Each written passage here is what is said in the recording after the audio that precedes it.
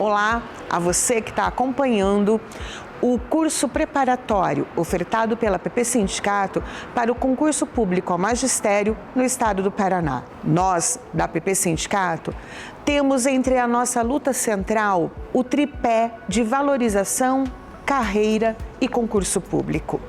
Ele é, hoje, mesmo que com poucas vagas, fruto de uma luta intensa e histórica na defesa de que o professor e a professora possam atuar no magistério estadual ou municipal com seu ingresso por concurso público. O ingresso por concurso público garante ao professor, garante a você, professora, o direito à carreira, o direito a uma perspectiva futura de continuidade nesta profissão e também garante a você condições de trabalho. Essas são três lutas que, para nós, elas estão na centralidade quando pensamos a profissionalização e o respeito ao nosso trabalho. Nós, para além do concurso público, ao longo desses anos fazemos a luta pela nossa condição de trabalho. A condição de poder planejar o nosso trabalho, ter um tempo destinado a isso, a hora atividade, de termos recursos materiais, recursos tecnológicos na escola para fazermos o planejamento, a correção e o acompanhamento do crescimento pedagógico dos nossos estudantes e das nossas estudantes. Nós também lutamos pela carreira. Neste momento, estamos numa luta intensa, nacional e aqui no estado e nos municípios que representamos, pela aplicação do piso salarial profissional nacional. Ele é um balizador no nosso salário, porque recompõe para além das perdas inflacionárias. Então, a nossa carreira e a nossa vida como profissional da educação inclui diversas lutas para garantir as nossas condições de ingresso e permanência neste trabalho tão importante. Então, a você que vai prestar esse concurso público, nós desejamos sucesso, que possamos ter você amanhã, no ano que vem, compondo o quadro dos profissionais da educação deste estado e esperamos que você possa se sindicalizar à APP Sindicato e compor conosco este grande grupo de educadores e educadoras, composto por professores e professoras e funcionários e funcionárias da educação que defende uma educação pública de qualidade para todos e todas, mas também que faz a luta pela melhoria das nossas condições de trabalho, carreira e por novos concursos.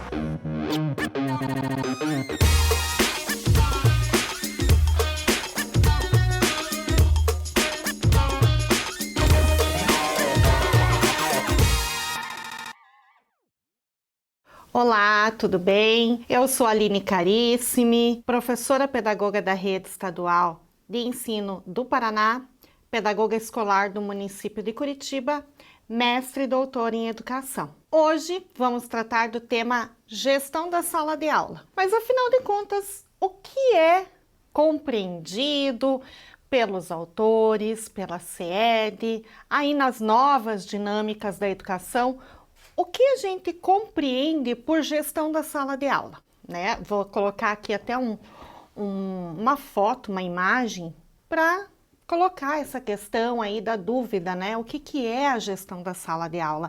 Porque é um tema relativamente novo, né? Quando a gente trata da organização da sala de aula, da organização da forma como dispor os estudantes, enfim, como fazer uma sala de aula mais adequada para proporcionar a aprendizagem dos estudantes. E aí a gente vai ter que remeter, vai ter que fazer uma viagem aí nas nossas formações, nas licenciaturas, na pedagogia, remontando um conceito que nós trabalhamos muito a fundo durante a nossa formação inicial, para que a gente possa chegar à ideia do que é a gestão da sala de aula hoje em dia. Então nós vamos remontar um conceito, como eu falei, bastante valoroso para nós que fomos formados na área da educação como professores. Então, por muito tempo, o conceito de didática dominou as principais ideias sobre o que era necessário para o sucesso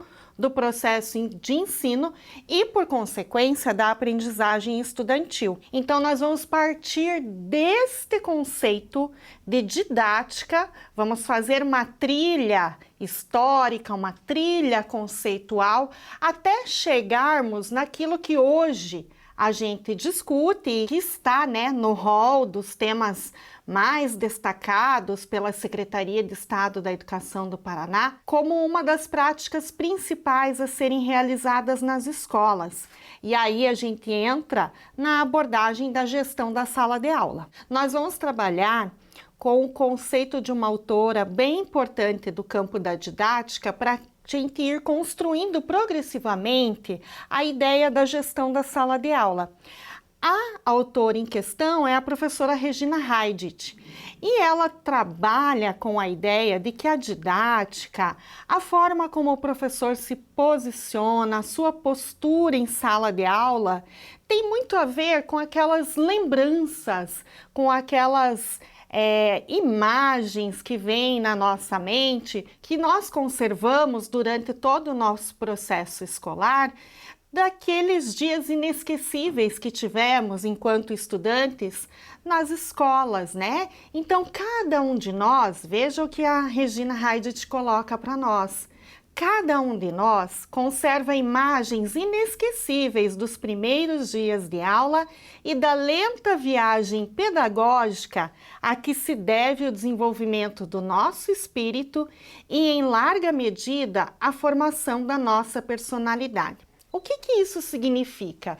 Que lá no nosso início de carreira, inicialmente no nosso trabalho pedagógico, a nossa principal medida, a nossa principal compreensão do que é ser um professor em sala de aula remonta a essas nossas lembranças escolares.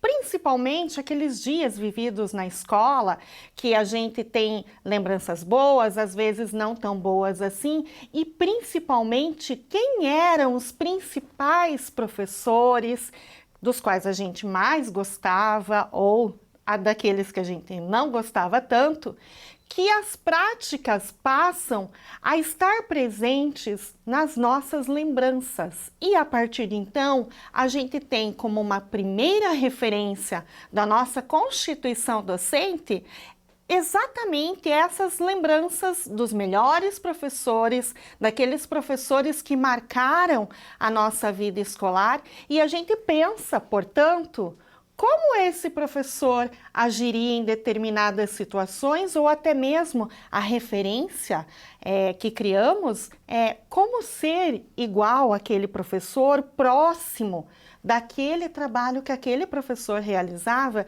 e que nós tanto admirávamos. E aí, essa lembrança, como eu bem coloquei para vocês, ele passa a ser um dos principais subsídios do nosso trabalho docente. Ele passa a organizar, essa memória, essas lembranças passam a organizar toda a nossa prática e a nossa postura docente. Essas principais memórias, como eu bem falei, dos melhores professores, as melhores atividades, aquelas práticas inesquecíveis, tarefas, o momento do recreio, a merenda, tudo aquilo vai compondo a nossa memória educativa e isso constitui, sim, em grande medida, a nossa prática como professor. Então, são essas memórias, essas lembranças que conduzem inicialmente a nossa prática pedagógica. E a professora Regina Heidich coloca também uma citação muito importante quando nós pensamos na didática do ensino e que, como eu coloquei para vocês, vai construindo aquilo que nós chamamos hoje de gestão da sala de aula. Ela coloca para nós uma citação, um pensamento muito importante que eu quero que vocês acompanhem aí conosco, Se adultos esquecemos o que em criança aprendemos, o que nunca esquecemos é o que em criança aprendemos. O clima desses dias de colégio, as aulas, o recreio, os exercícios, os colegas. E aí, eu complemento também esse pensamento da professora Regina com a ideia dos nossos professores. Que postura eram aquelas que faziam com que nós tivéssemos mais disposição para o aprendizado ou não? O que esses professores desenvolviam em sala de aula que conseguiam manter a classe sob controle ou cativando os estudantes, ou melhor, né? Se há um controle, há um processo de cativar os estudantes, isso, por consequência, fará o estudante aprender, né? O processo de ensino, ele é muito carregado da afetividade, da organização da classe, até mesmo daquilo que a gente pensa do controle, né? Mas não um controle autoritário, aquele controle que coloca os estudantes à disposição de olhar para o professor e, consequentemente, participar daquela aula, interagir e aprender. Então, eu coloco aqui para vocês o que faziam esses professores, né? Para que os estudantes conseguissem desenvolver esse processo de aprendizagem. O que eles faziam de positivo ou até mesmo o que não era tão positivo assim. A educação escolar, a professora Heidt continua, né, as suas reflexões na sua obra sobre didática, ela continua com uma reflexão que também é muito valiosa na nossa prática pedagógica. Ou seja, a educação, seja ela escolar, a do mundo, a das experiências, a vivência, ela só ocorre em razão de um processo muito básico de interação entre os sujeitos, entre as pessoas, entre o professor com o aluno, entre o aluno, o estudante, entre ele com o seu par também, o outro estudante. Então, todo esse processo de aprendizagem, de educação, ela só acontece se tivermos essa interação entre os sujeitos.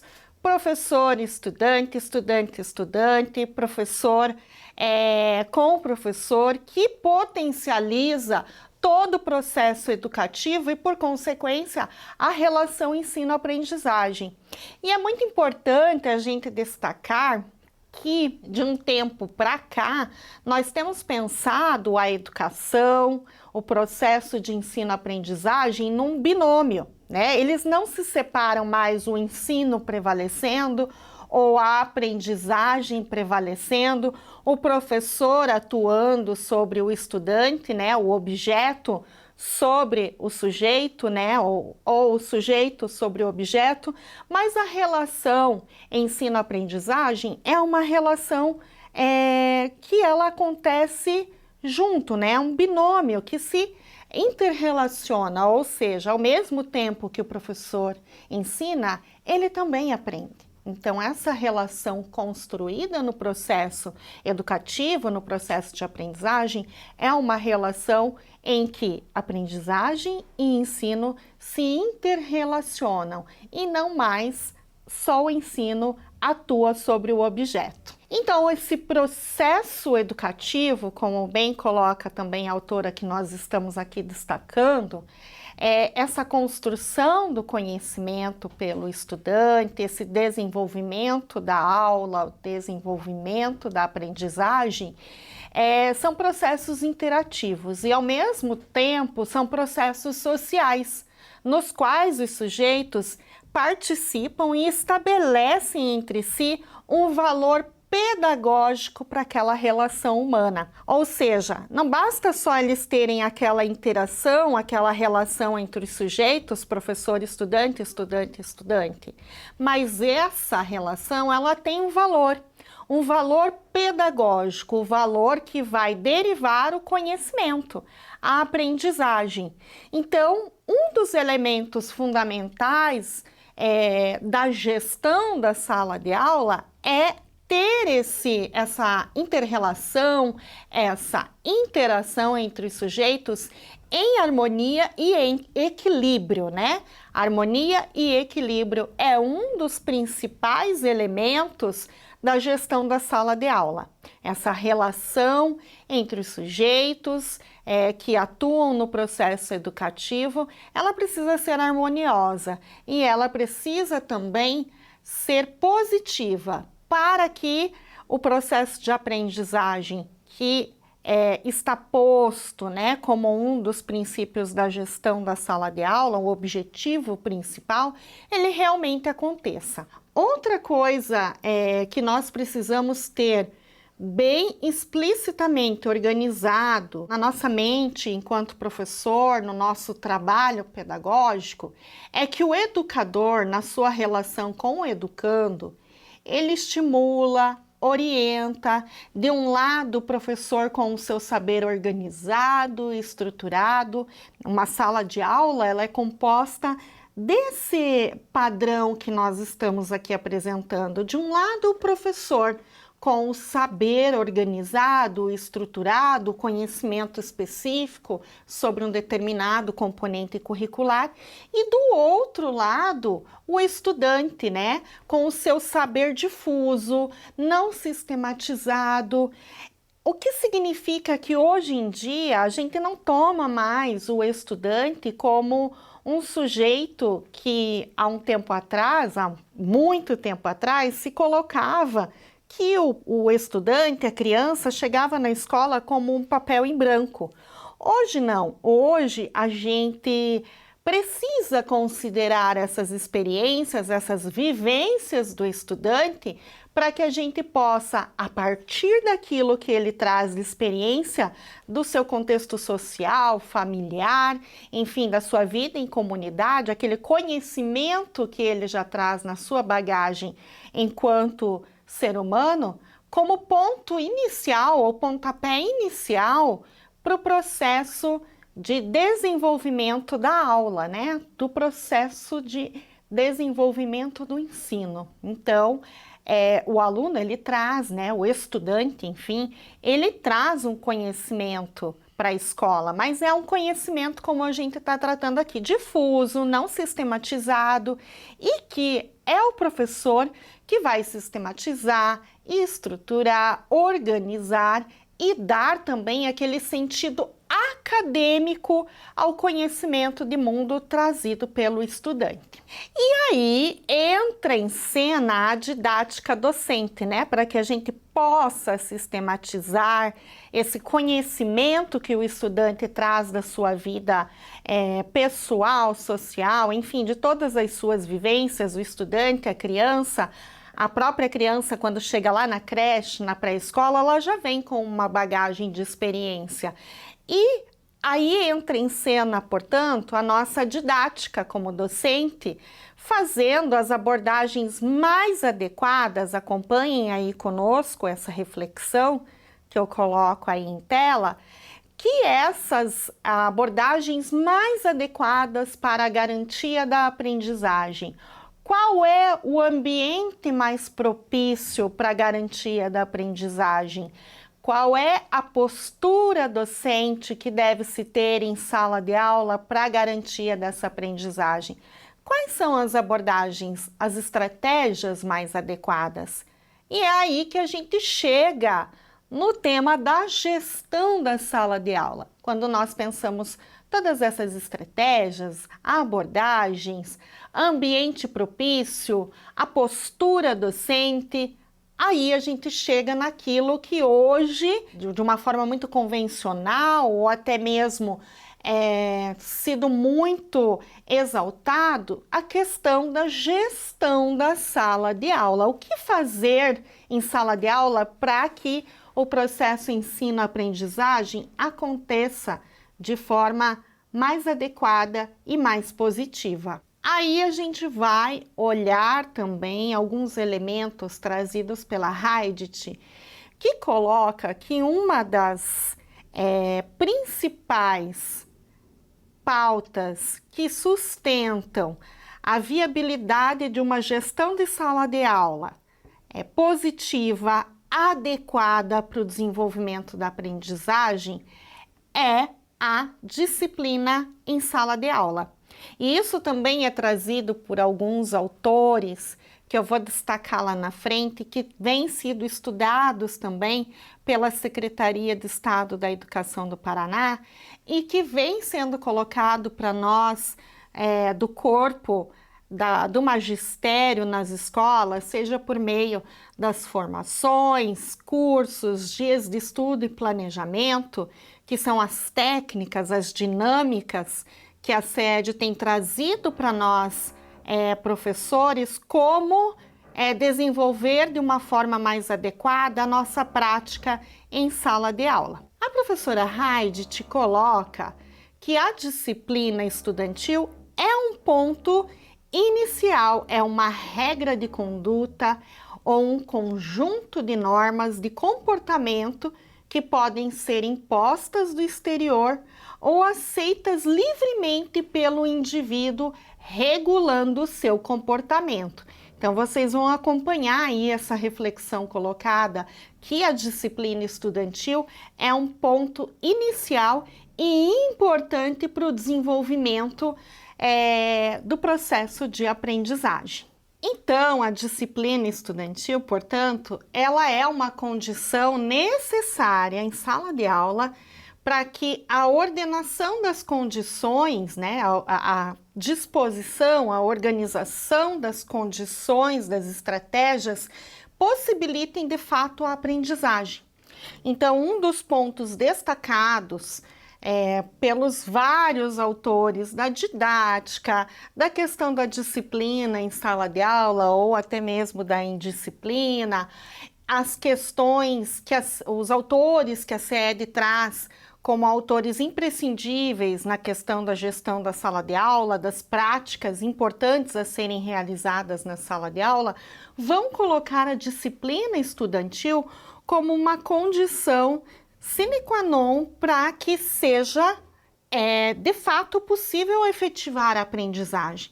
Então, o sujeito ele tem que estar predisposto e numa condição aprendente, para que de fato o processo todo de aquisição da aprendizagem, da assimilação dos conteúdos dispostos nos componentes curriculares, eles de fato se efetivem. Então, nós vamos também elencar, a partir de agora, algumas sugestões para ajudar o professor a orientar a conduta dos estudantes e criar condições para o desenvolvimento da autodisciplina, da viabilização do processo ensino-aprendizagem.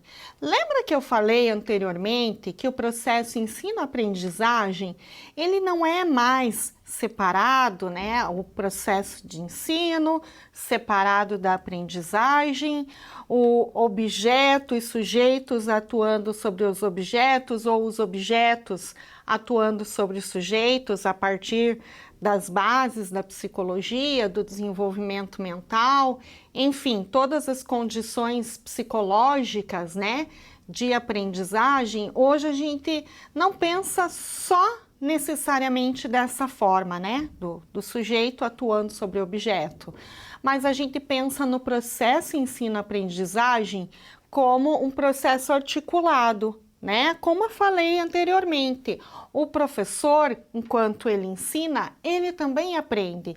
E com as questões que o estudante vai colocando, as suas vivências, as suas experiências no campo da sua vida social, da sua vida familiar, também ensinam o professor a melhorar a sua prática, a buscar informações que num determinado momento o professor não tem a resposta, e não ter a resposta adequada ou correta num determinado momento para o estudante, isso não é um problema grave, um problema sério, né? Importante é que o professor esteja aberto para ouvir essas experiências, aberto para buscar mais informações, aberto para poder trazer para os estudantes as informações que eles procuram, as informações, os questionamentos que eles trazem. Então, essa relação ensino-aprendizagem, ela é articulada, ela acontece junto e acontece ao mesmo tempo. Sem aprendizagem não há um ensino adequado e sem um ensino adequado não há aprendizagem. Então, algumas sugestões que a gente traz aqui para melhor gestão da sala de aula ou das condições aprendentes ou das condições de efetivar a aprendizagem do estudante ali no ambiente da classe escolar, a gente traz aqui um conjunto, né, de possibilidades. E vocês vão acompanhar aí em tela algumas dessas possibilidades. Então, estabelecer em conjunto com os estudantes padrões de comportamento a serem seguidos, permitindo que eles analisem e discutam as normas de conduta propostas, expressando a sua opinião a respeito de cada uma delas e contribuindo com sugestões. Outra sugestão trazida pelos autores da didática que nós estamos buscando trazer aqui de uma forma mais aproveitada, de uma forma mais explícita, que vão contribuir para a gestão da sala de aula, são também, né, porque temos uma série de sugestões. Usar procedimentos positivos de orientação da conduta do estudante, visando sempre desenvolver o autoconceito positivo dos estudantes, ou seja, todo o avanço que o estudante apresentar em sala de aula referente à sua aprendizagem, toda a evolução que ele traz sobre um determinado conteúdo dentro de um componente curricular, de uma unidade curricular, deve sim ser destacado pelo professor, deve ser trazido pelo professor como um reforço positivo, né? Nós sempre, nós pedagogos, pedagogas, professores das diversas licenciaturas, em algum momento estudamos lá na nossa formação inicial a importância do reforço positivo, de estar ali sempre destacando a evolução do estudante, né? Seja ali num exercício, num resultado de uma avaliação, no boletim escolar, no parecer descritivo, mostrando para o estudante, olha, você avançou, parabéns, né? Continue assim. Existem muitas práticas, especialmente nos anos iniciais, na educação infantil, do carimbo, colocar um carimbo de parabéns, uma figurinha, são práticas condenáveis, Aline? Não, de forma alguma, são práticas que fazem um reforço positivo para o estudante, que melhora a sua autoestima em relação ao seu processo de aprendizagem. Então, nós precisamos sim, nós professores, ali na nossa postura e na nossa prática docente, na própria gestão da sala de aula, olhando, né, as condições que precisam ser desenvolvidas para melhor aprendizagem do estudante, nós temos que pensar sim em estratégias positivas, né? Como fazer o reforço positivo. Outra sugestão é incentivar e permitir que os estudantes participem ativamente da organização escolar e da dinâmica da sala de aula. Sempre faço a discussão de que autoridade docente é diferente de autoritarismo docente. Ou seja, aquele professor que chega em sala de aula já com o seu material organizado, planejado, que são condições básicas, né? Tanto na didática como na gestão da sala de aula. O professor tem que ter o seu planejamento prévio, precisa sim chegar em sala de aula e em cada aula ter uma rotina, né? Pode parecer infantil isso, vamos fazer uma rotina, né? Ai, Aline, mas isso é muito específico lá para a educação infantil, para os anos iniciais, de forma alguma.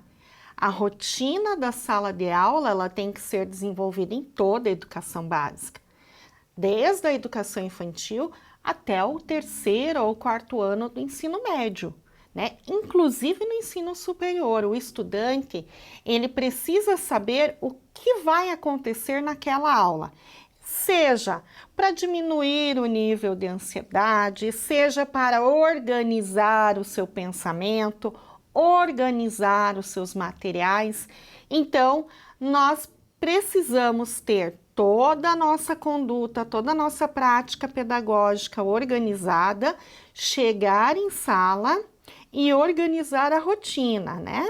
Não precisa, claro, lógico, não precisa anotar no quadro, vamos fazer isso, vamos fazer aquilo, item 3 é o momento do exercício, item 4, você não precisa fazer aquela rotina que é feita lá nos anos iniciais ou na educação infantil, de colocar no canto do quadro qual é a rotina, mas você pode falar para os estudantes: olha, vou fazer a chamada, nós vamos realizar a chamada, na sequência eu vou explicar para vocês os conteúdos que eu pretendo apresentar hoje, quero que vocês participem e me tragam os conhecimentos que vocês têm sobre esse determinado conteúdo, vamos fazer um exercício, uma tarefa, vamos corrigir coletivamente essa tarefa, e vamos finalizar ali com uma síntese integradora do que você compreendeu, né? Do que os estudantes compreenderam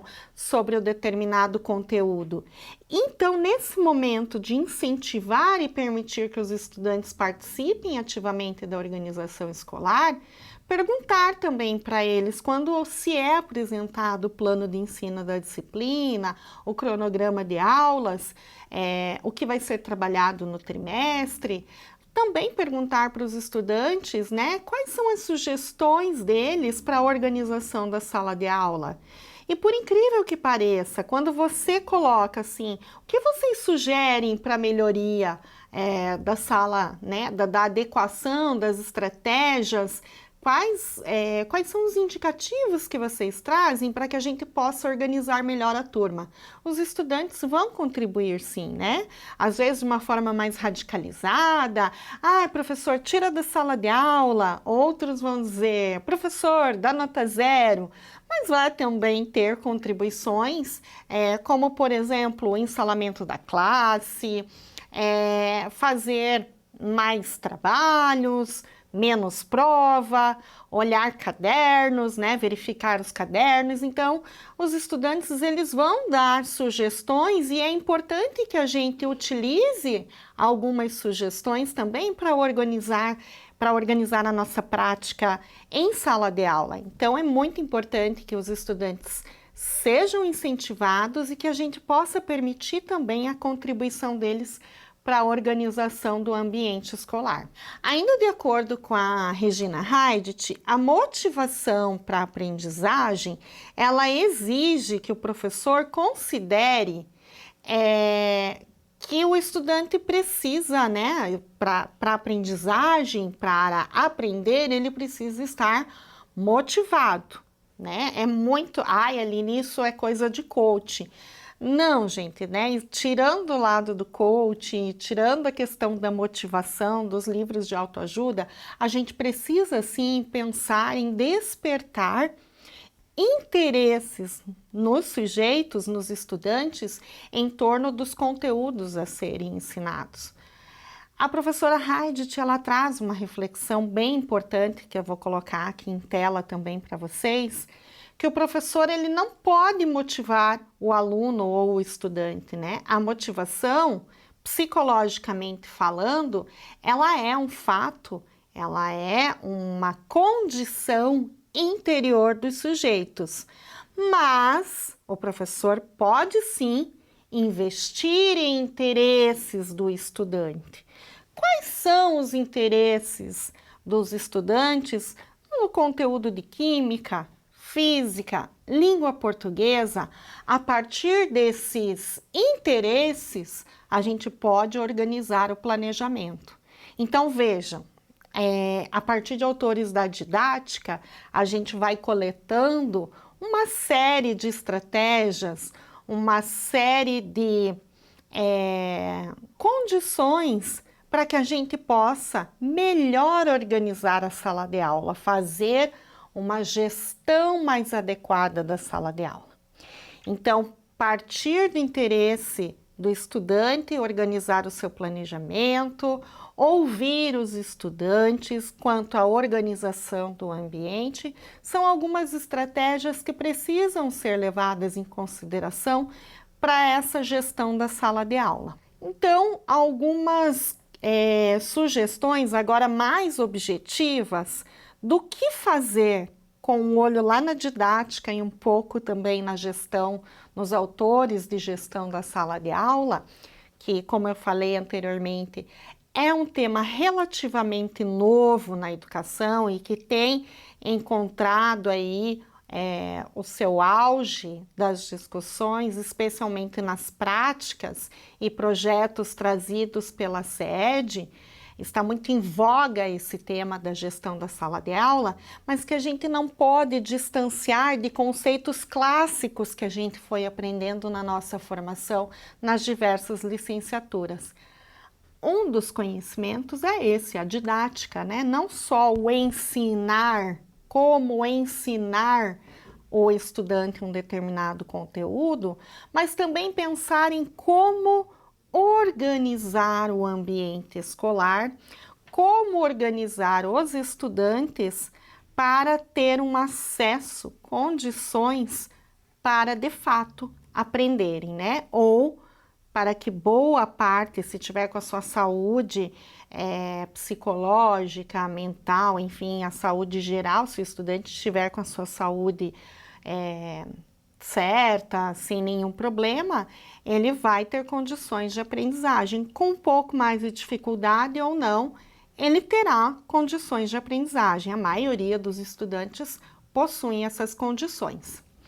Então, vamos lá para algumas indicações mais objetivas para a organização da gestão da sala de aula, como eu falei, olhando também, né, tendo no horizonte a didática docente. Então, fazer relações concretas entre a teoria e a prática, quando o estudante compreende para que serve aquele determinado conteúdo, quando ele vai utilizar na sua prática cotidiana, na sua vida cotidiana, ele consegue estabelecer melhor as relações da teoria e aí estabelecer as conexões da importância desse aprendizado na sua vida. Problematizar o conteúdo a ser ensinado é uma das estratégias que pedagogicamente a gente utiliza bastante como um instrumento da didática, né? E aí não tem relação propriamente dita com os autores e com as técnicas trazidas agora nessa gestão da SEED. Por exemplo, fazer a chuva de ideias, né? Você problematizar o que vocês conhecem sobre um determinado conhecimento, por exemplo, estatística. Aonde vocês acham lá em matemática, né, um conteúdo de ensino médio, por exemplo, o que vocês sabem de estatística? Para que ela serve? Onde vocês já ouviram falar sobre a estatística, né? O que seria isso? Lá no conteúdo da matemática. Então, isso é problematizar. Fazer a chuva de ideias, ir registrando no quadro de giz o que os estudantes estão falando sobre o que eles sabem. Ou, de repente, solicitar para um estudante relator, que é o que nós vamos ver mais adiante, fazer essas anotações. Tentar construir um mapa mental, um mapa conceitual sobre as diversas informações que o estudante trouxe sobre aquele determinado conteúdo. Isso é problematizar. Adotar procedimentos e estratégias específicas para cada faixa etária. Sabe aquela coisa do pré-requisito? Muitas vezes a gente quer trabalhar um determinado conteúdo, mas não necessariamente o estudante tem aquele pré-requisito. Aqui, a autora, né, que nós temos trabalhado aqui neste início de conversa, ela fala de faixa etária, mas poderia ser de cada série, de cada ano, né? Então, a gente utilizar estratégias específicas para trabalhar os pré-requisitos ou utilizar, né, como bem coloca aqui, procedimentos que adequem melhor para a faixa etária, né, dos estudantes. Você não vai colar uma figurinha, por exemplo, no caderno de um estudante que resolveu um exercício de terceiro ano do ensino médio. Você não vai fazer um reforço positivo para esse estudante, não vai funcionar. Ou até, talvez funcione, mas vai funcionar muito bem lá com os estudantes dos anos iniciais. As crianças, então, do primeiro ciclo dos anos iniciais amam e é uma estratégia super adequada para a faixa etária deles. Incentivar os estudantes, olhem ali no item 4, incentivar os estudantes, elogiar, utilizar reforço positivo, tudo isso são estratégias importantes, né? Para a gestão do ambiente escolar e para a apropriação da aprendizagem, né? Você sempre incentivar o estudante, que ele consegue, está quase conseguindo, elogiar quando ele consegue concluir uma atividade que ele mostrava dificuldade anteriormente, sempre buscar o reforço positivo, né? De repente você sabe que tem um aluno sagaz, com um raciocínio muito rápido, um bom esquema de argumentação, mas às vezes ele não gosta de fazer o registro, não gosta de fazer as atividades em sala de aula, mas ele vem, ele te convence, ele conversa muito bem. Você precisa fazer esse reforço positivo. Olha, vamos aproveitar melhor esse conhecimento. Você é uma pessoa que é inteligente, você tem condições de fazer, por exemplo, né, num aluno de terceiro ano do ensino médio, tem condições de fazer um vestibular, fazer uma faculdade, você tem uma boa argumentação, você tem um bom esquema de relacionamento interpessoal, né? Tentar sempre buscar um reforço positivo. Aquela questão de despertar o interesse, de estimular o estudante, aquilo que nós vínhamos falando, né, da melhor inter-relação entre os sujeitos. Ter essa relação, essa boa relação com os sujeitos é também uma predisposição para que a gente tenha uma melhor gestão do ambiente escolar, gestão da sala de aula. Ou gestão da aula, que seja, né? Vamos olhar novamente lá o conjunto, né, que estou colocando em tela. Planejar as atividades em conjunto com a classe, apresentar o que vai ser ensinado e seu objetivo. Lembra quando eu falei lá da rotina? Você não precisa fazer a lista da rotina no quadro, mas os estudantes, eles precisam saber o que aquele professor realiza a cada aula. Olha, aquele professor X, né, ou Y, ele faz a chamada lá no começo da aula.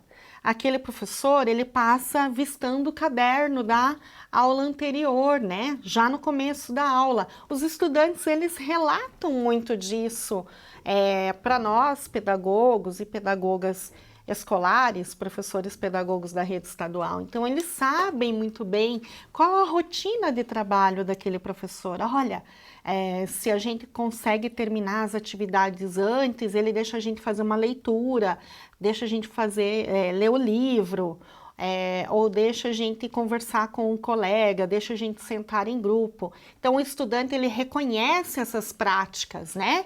O estudante, mesmo que você não escreva, mesmo que você não tenha isso regrado num documento, não mande ele colar essa sua rotina na sala de aula, o estudante sabe, sim, qual é a sua rotina de trabalho.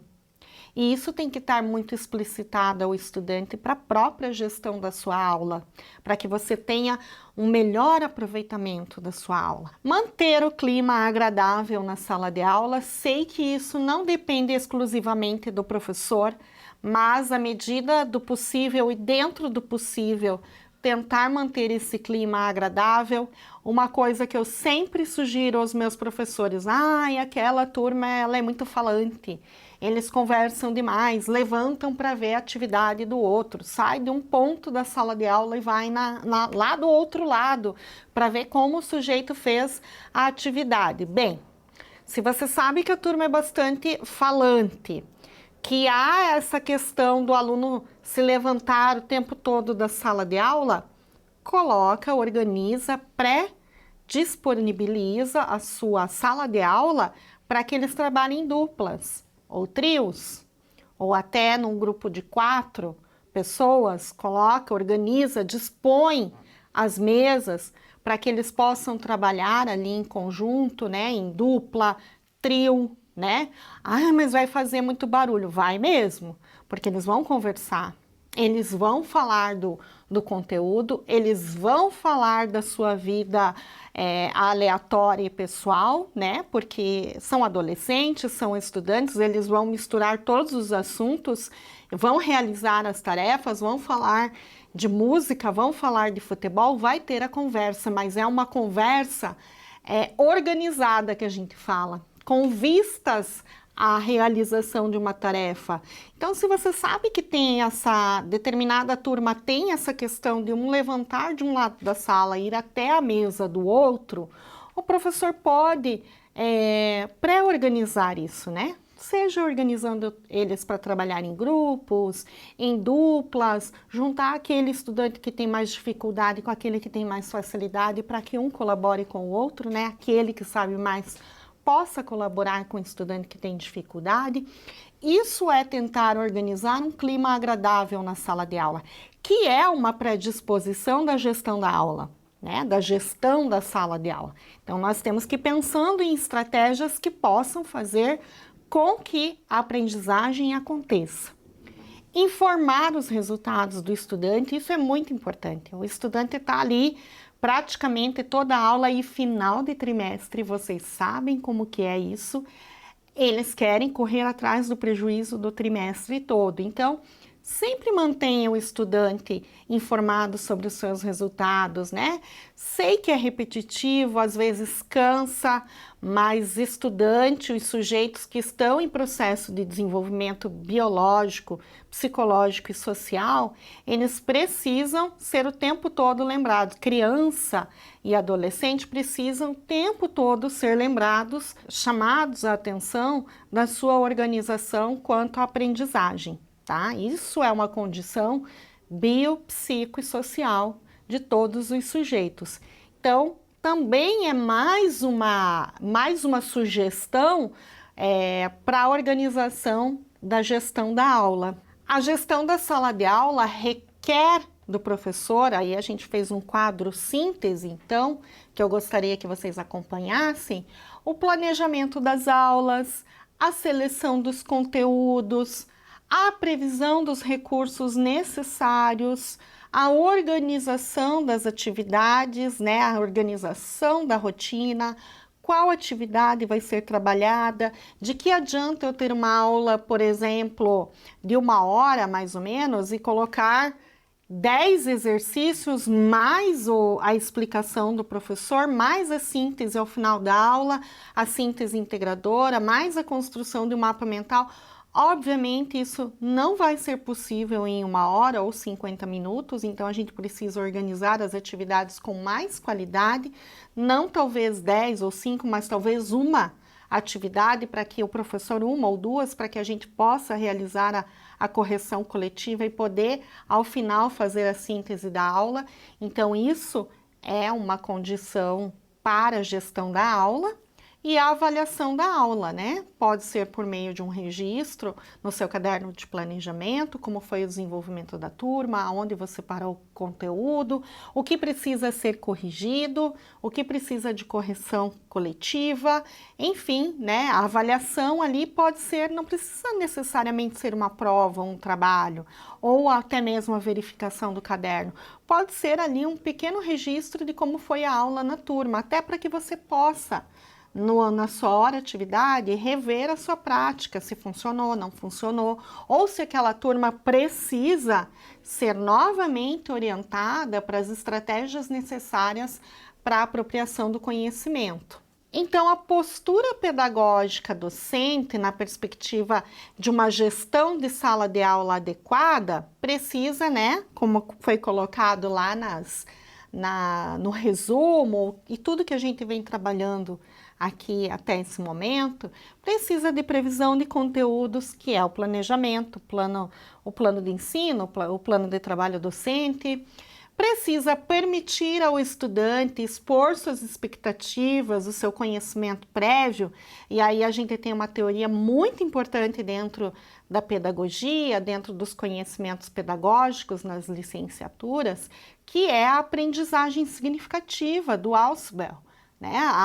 As aprendizagens, os conteúdos a serem ensinados, as expectativas precisam ter significado para o estudante. A gente precisa, sim, conhecer as experiências dos estudantes, os seus conhecimentos prévios, né? Se eles têm se apropriado,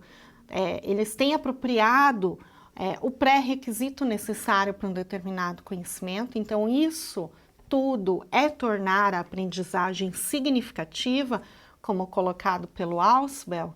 Explicar o que se pretende com a disciplina, seja lá no início do trimestre, a cada 15 dias, toda a aula, né, com a disciplina e também com o conteúdo.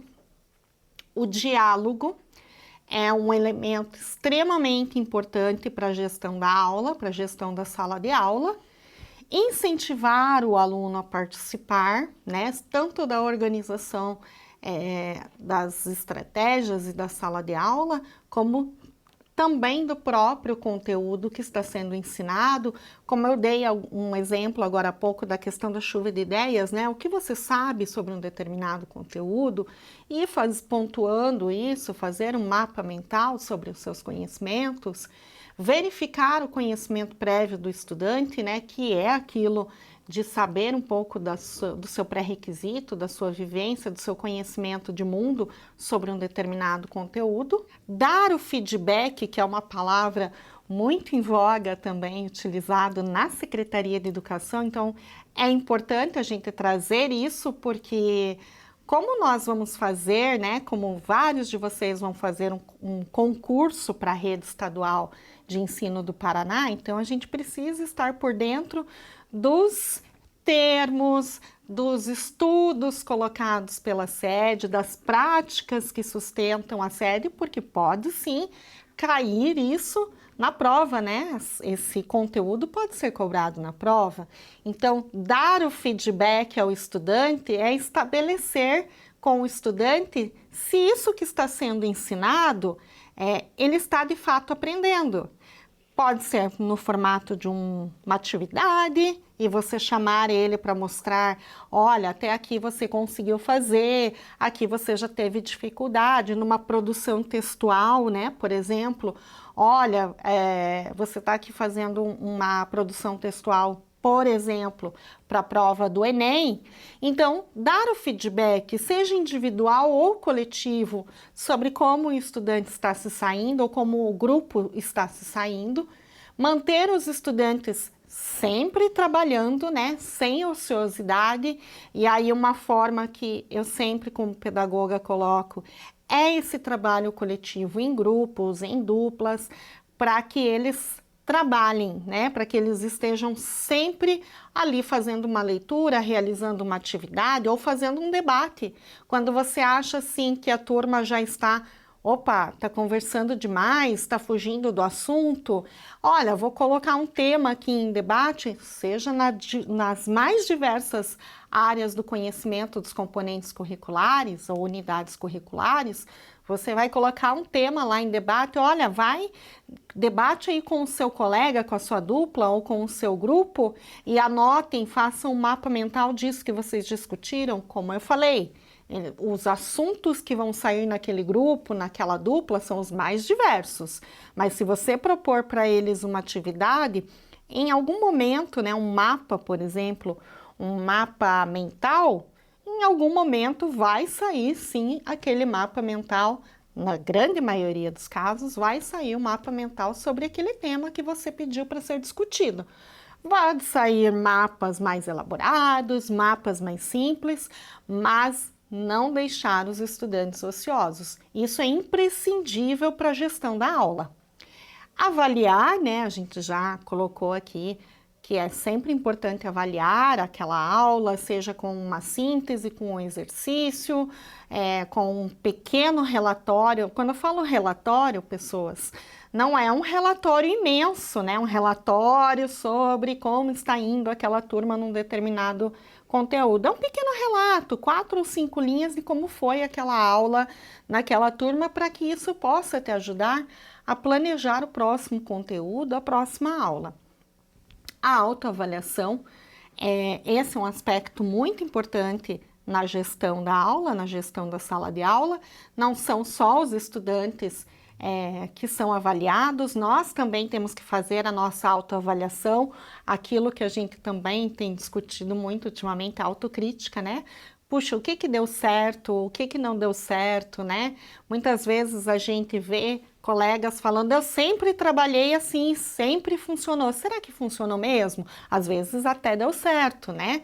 Mas, como quem está há muito tempo no magistério, acaba tendo outras práticas, outras realidades, as gerações dos estudantes mudam e isso requer da gente também repensar as nossas práticas. E repensar as nossas práticas é uma autoavaliação que nós temos que fazer do nosso próprio trabalho. O reforço positivo com o estudante, isso a gente já falou bastante aqui, né, até esse momento. Distribuir funções e tarefas para a turma, que daqui a pouco vocês vão ver algumas das dinâmicas que a CED traz, né?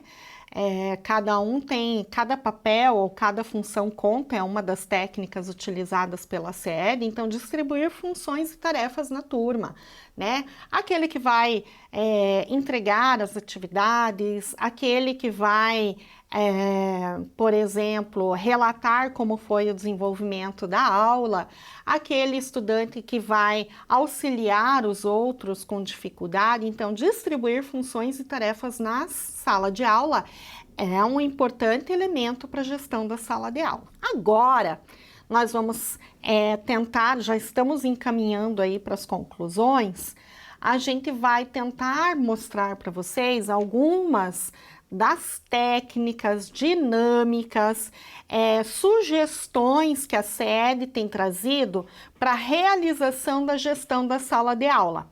E aí nós vamos trazer técnicas mesmo, a partir de autores que a CED tem trabalhado nas suas formações, nos seus estudos, no grupo de formadores em ação, nas práticas de tutoria, enfim, todo tipo de orientação que a CED tem realizado nas escolas e com o grupo do magistério sobre as técnicas importantes, de acordo com os critérios da CED, que auxiliam na gestão da sala de aula. Então, olhem ali, né, que a gente vai colocar em tela, que a CED, a Secretaria de Educação do Estado do Paraná, a partir do que vem sendo apresentado em cursos, formações, orientações gerais para o trabalho pedagógico e processo ensino-aprendizagem, orienta a organização da sala de aula a partir de técnicas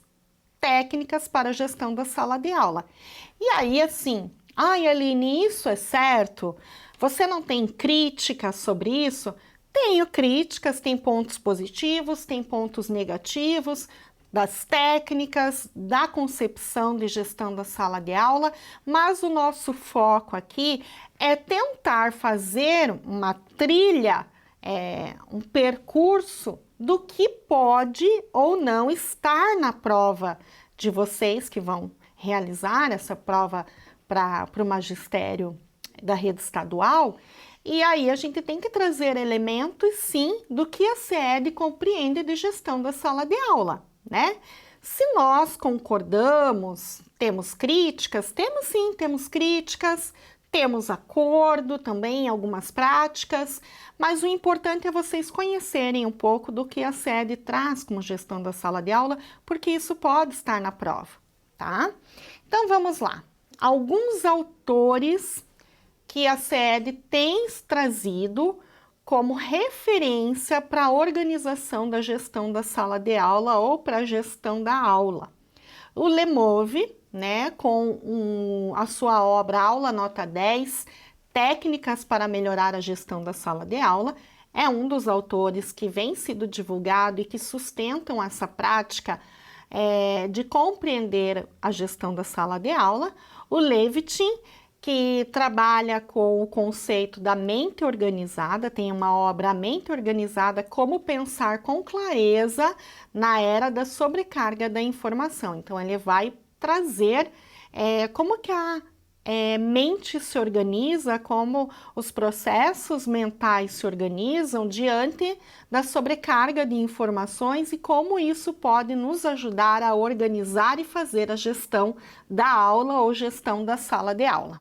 Então, a gestão, de acordo com o Departamento de Assessoria Pedagógica, de Acompanhamento Pedagógico da CED, a gestão da sala de aula é caracterizada pela interação entre professor e estudante, o processo de ensino e o conteúdo trabalhado.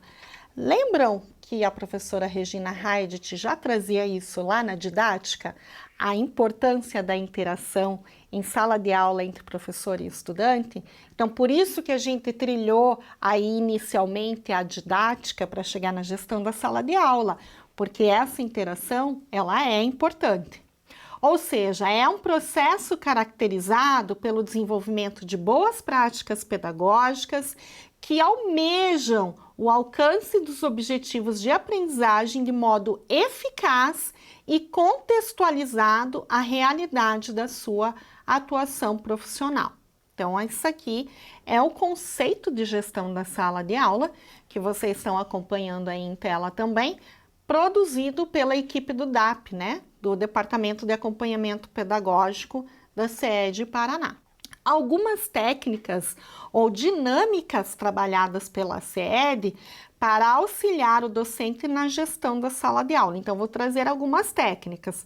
Como eu já falei anteriormente, podem não ser suficientes, são algumas das técnicas que vão trazer para vocês o início, né, da discussão, dar um pontapé sobre as leituras, pesquisas e estudos autônomos de vocês. Então, tem uma técnica trazida pelo Lemov chamado técnica todos juntos.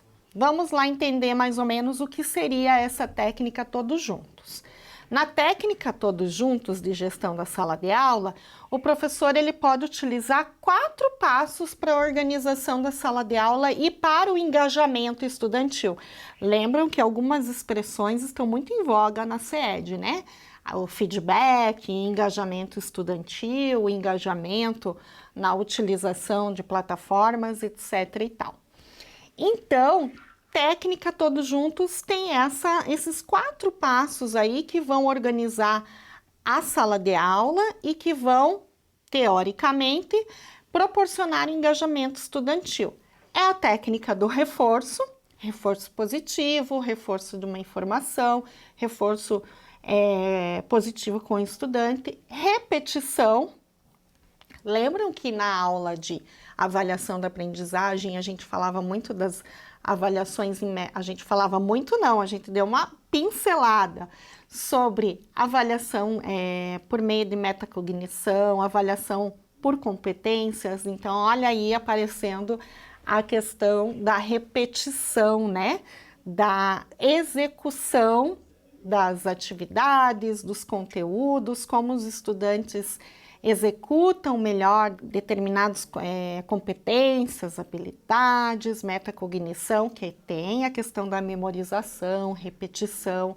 Então, na gestão da sala de aula, a partir dessa técnica todos juntos, há o reforço positivo ao estudante, o reforço da organização da sala, a repetição, sempre repetir aquela organização da sala de aula, a revisão do conteúdo e a resolução de atividades. Então, são 4 R's: reforço, repetição, revisão e resolução de atividades. Técnica intervenção menos invasiva. Também é uma técnica de gestão da sala de aula, que é a forma, a abordagem que o professor vai fazer com o estudante visando o foco visando o interesse do estudante sobre um determinado conteúdo. Então, essa técnica intervenção menos invasiva, ela vai atuar diretamente na disciplina estudantil e no foco estudantil para a aprendizagem. Então, vai sugerir aqui 4 formas de intervenção para que o estudante tenha o foco ali sobre o que está sendo ensinado. A comunicação positiva, que se caracteriza pela ação do professor, que permite ao estudante ir além da informação apresentada. Neste tipo de comunicação, o professor instiga e pensa com o aluno as possibilidades de avanço sobre o conhecimento que está sendo trabalhado. A comunicação dialógica, que é aquela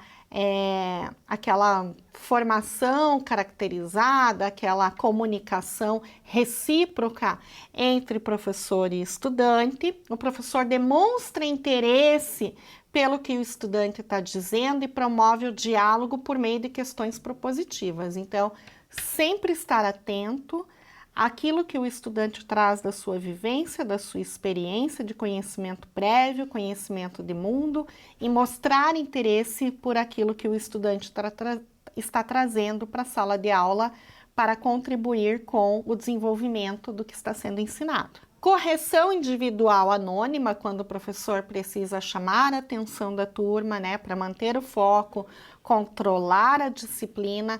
Aí o professor fala que há estudantes que não estão prestando atenção, parece assim até meio infantil, né, a gente pensar nessas técnicas, mas nesse momento vamos focar que isto pode estar ou não lá na prova que você vai realizar, tá? Então, chamar a atenção, olha, há estudantes que não estão prestando atenção no que está sendo ensinado, né? Então, assume um direcionamento sobre aquilo que deve ser realizado de uma forma positiva, né? Esclarece ainda que há estudantes que não focaram no que é preciso conhecer, no que é preciso aprender, né? Que há estudantes que precisam focar, prestar atenção no que vai ser ensinado. Então, isso seria a correção individual anônima e a correção individual privada, que daí o professor direciona, né, a ação a um determinado estudante, a um pequeno grupo, vai, conversa com o estudante, conversa com o grupo, se dirige até a mesa do estudante ou pede para que venham até o professor ou conversa com o grupo, com o estudante ao final da aula, para fazer essa intervenção individualizada. Olha, precisa prestar mais atenção, precisa estar mais focado no que eu estou explicando em sala de aula. Então, isso são algumas técnicas da intervenção menos invasiva. Aí tem alguns estudos também da professora Ariana Cosme e do Rui Trindade, que vai falar também da organização do tempo e do espaço em sala de aula, que deve ser pensado de modo a estimular a cooperação entre os estudantes e que eles possam participar das atividades de modo mais autônomo possível. Por isso que a técnica da intervenção menos invasiva, ela vai buscar isso, essa participação nas atividades, tentando proporcionar aos alunos uma postura mais autônoma possível em relação à organização da aula, à organização do tempo, do espaço e estimular entre eles a cooperação para o aprendizado. Tem outra técnica também apresentada pela CED, que é a técnica de nome às etapas, que nada mais é do que aquilo que a gente vem falando já anteriormente, de ter uma rotina na sala de aula, né? Quando você pensar no seu planejamento, no seu plano de aula, você pensar que há uma necessidade de acolhida e apresentação da aula. No início da aula, o que você vai fazer? A chamada? Vai fazer a correção da atividade anterior? Vai falar para os alunos que, olha, hoje eu vou apresentar o conteúdo, depois nós vamos realizar um exercício, depois nós vamos corrigir o exercício. Então, fazer essa acolhida e apresentação da aula, a exposição, construção e retomada do conteúdo. Então, são as etapas a serem desenvolvidas numa aula, realização ou aplicação de atividades, exercícios, correção dos exercícios e a síntese daquilo que foi ensinado na aula, ou que foi trabalhado na aula, tem que ser feito já ali no período final da aula, tem que se fazer aquela síntese para ver se todos conseguiram compreender, se foi possível atender, né, as expectativas dos estudantes em relação à aprendizagem e fazer os encaminhamentos finais, né, como por exemplo, na próxima aula, tragam o livro, tragam uma pesquisa, realizem a tarefa de casa, realizem as atividades propostas lá nas plataformas, enfim, aquele encaminhamento final para fechar a aula. Aí a gente vai falar mais um pouquinho sobre a organização do espaço a partir da técnica de nome às etapas. Aqui a técnica cada papel conta, que para a gente pensar numa prática de aula, organizando um estudante como facilitador, né, aquele estudante que tem mais facilidade com o conteúdo, ajudar ele, fazer ele ajudar os estudantes com mais dificuldade, o estudante organizador, aquele que vai recolher as atividades, aquele que vai auxiliar o professor na organização da sala de aula, o gerenciador de materiais, o que vai auxiliar o professor expondo os slides, né, ou que vai auxiliar o professor buscando os materiais necessários, ou num laboratório que vai auxiliar o professor ali na realização de uma prática, uma experiência, por exemplo, num laboratório de ciências, e o estudante relator, que é o que vai fazer o registro da aula, né? O que foi feito naquela aula, com a síntese da turma, para poder repassar ao professor ou até mesmo fazer a leitura para a turma ao final da aula. Então, o nome dessa técnica é a técnica cada papel conta, que é o papel dos sujeitos na aula ou durante a aula. E aí aqui, vamos já encaminhando para a finalização da aula, eu trago algumas referências e sugestões de leitura para vocês. Então, me aprofundo em alguns autores aí clássicos da didática, como a Vera Maria Candal, o João Luiz Gasparim, com a Didática para a Pedagogia Histórico-Crítica, porque a gente nunca perde a esperança, né, de ter uma pedagogia histórico-crítica, uma pedagogia progressista na nossa rede estadual. A Regina Heidt, que foi aí a autora que mais fundamentou a organização dos nossos materiais. Em verdinho eu deixei aí os autores trazidos pela CED, o Lemov, né, o Doug Lemov, que é o autor da obra Aula Nota 10, 62 técnicas para melhorar a gestão da sala de aula. Veja que é uma produção autoral bem recente, de 2020. Outro em verdinho aí o Levitin, Daniel Levitin, A Mente Organizada, Como Organizar com Clareza a Era da Sobrecarga da Informação. José Carlos Libânio, que é um autor clássico da didática. Professora Ariana Cosme e o Rui Trindade, com todas as aprendizagens são pessoais, mas ninguém aprende sozinho. Então, gerir salas de aula como comunidades de aprendizagem. E o professor Celso Vasconcelos, também um clássico da educação, trabalhando com o tema disciplina, construção da disciplina consciente e interativa em sala de aula e na escola. Então, essas são algumas listas de sugestões, né, de autores, sugestões para vocês efetuarem os estudos de vocês sobre gestão da sala de aula. Claro, não é uma lista que se encerra em si, como eu já falei para vocês, são apenas um pontapé inicial para os estudos de vocês e que vocês busquem novos autores, outras leituras complementares. E assim nós vamos encerrando então a nossa temática de hoje, a gestão da sala de aula, e eu desejo a vocês muita sorte, muito sucesso na prova, que vocês façam uma boa prova, tenham tranquilidade, e também encerro neste momento a minha contribuição com o preparatório da APP, com esta segunda aula aí, desse segundo tema preparatório, para as provas que vocês vão realizar aí, que na minha opinião, vocês vão fazer uma boa prova escrita, uma boa prova objetiva, e vocês vão passar para as outras fases. E passando para as outras fases, a gente vai estar aqui novamente auxiliando vocês e desejo, portanto, uma profícua prova para todos vocês. Um grande abraço e até mais!